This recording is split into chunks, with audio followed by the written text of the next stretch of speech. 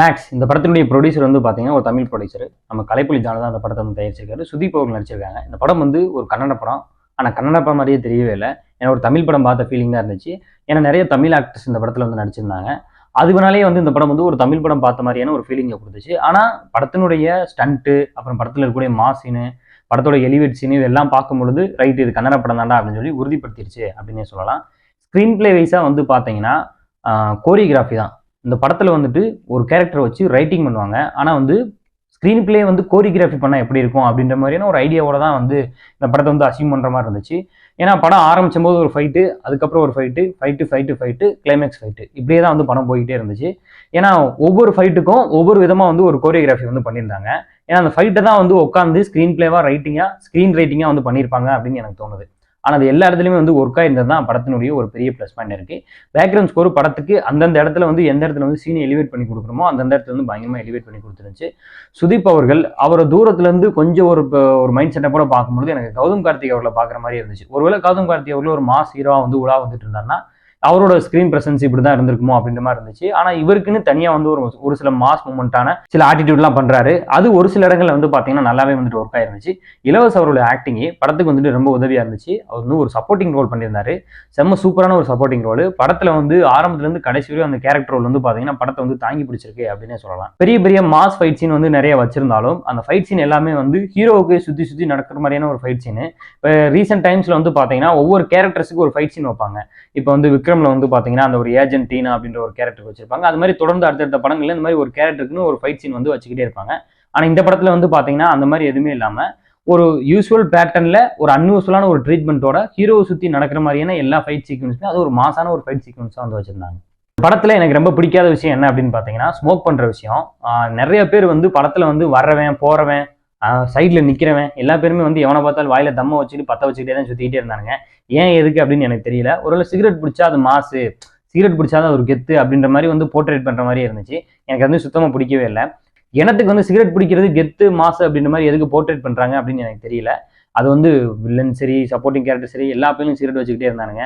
எனக்கு படத்துல வந்து கீழே மேக்ஸ் அப்படின்னு சொல்லி போட்டு கீழே smoking causes injurious to health அப்படின்னு சொல்லி கீழே போட்டுருந்துருக்கணும். அதுதான் பெரிய ஒரு மிஸ்டேக் ஆகிப்போச்சு.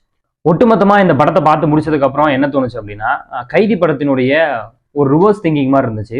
கைதி வந்து ஒரு ஸ்ட்ரைட் லைனோட ஒரு கதையை சொல்லிட்டு அப்படி நைட்ல வந்து தப்பிச்சு போறாங்க, கடைசியில் போய் சேர்ந்தாங்க இல்லையா அப்படின்ற மாதிரி ஒரு கதையில வந்துட்டு இதுல வந்து பாத்தீங்கன்னா அப்படி ரிவர்ஸ்ல வராங்க. ஒரு இன்சிடென்ட் காட்டிட்டு இதுக்கு முன்னாடி அவர் என்ன பண்ணாரு, எதனால இந்த இடத்துல நிக்கிறாரு அப்படின்னு சொல்லி காட்டு ஒரு நைட்ல வந்து பாத்தீங்கன்னா ஒரு இன்சிடென்ட் நடக்குது. அந்த இன்சிடென்ட்ல இருந்து ஹீரோ வந்து எப்படி வந்து இவங்க எல்லாம் காப்பாத்துறாரு, எப்படி தப்பிக்கிறாரு அப்படின்ற மாதிரியான ஒரு ஸ்டோரி டெல்லிங்ல பார்த்த போது எனக்கு கைதி வந்து மண்டைக்குள்ள ஓடிட்டே இருந்துச்சு.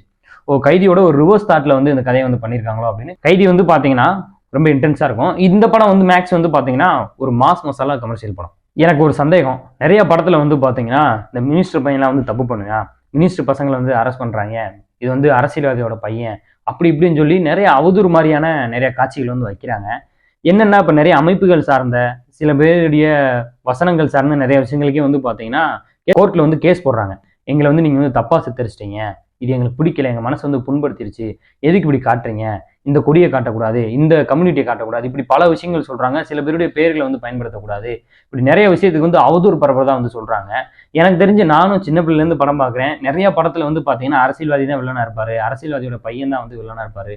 ஆனா எந்த அரசியல்வாதியும் வந்து எங்களை வந்து தப்பா அப்படி சித்தரிச்சு காட்டுறீங்க அப்படின்னு சொல்லி யாருமே சொன்னதா வந்து எனக்கு தெரியவே இல்லை.